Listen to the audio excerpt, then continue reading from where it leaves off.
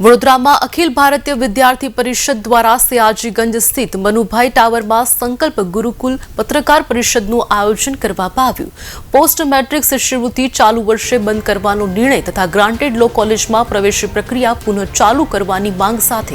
એબીવીપીએ વિરોધ કર્યો હતો, જે બાબતે પ્રેસ કોન્ફરન્સનું આયોજન કરવામાં આવ્યું।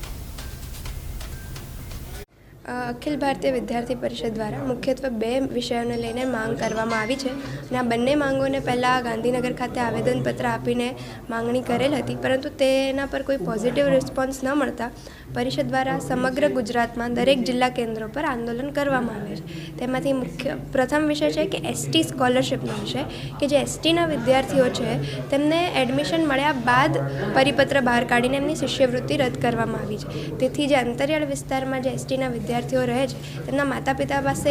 20,000 40,000 પર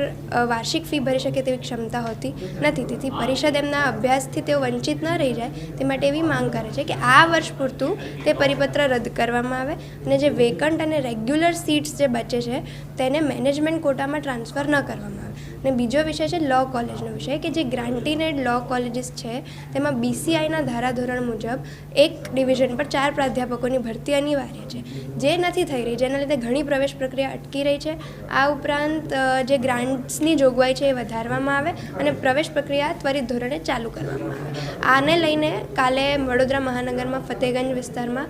ચક્કાજામ, હોળી, પરિપત્રની હોળી એવા વિવિધ વિષયોને લઈને આંદોલન કરવામાં આવ્યા હતા અને સમગ્ર ગુજરાતમાં વડોદરા, સુરત મહાનગર દરેક જગ્યાએ દરેક જિલ્લા કેન્દ્ર પર ઉગ્ર આંદોલન થયા અને હવે પરિષદ એવું કહે છે કે જો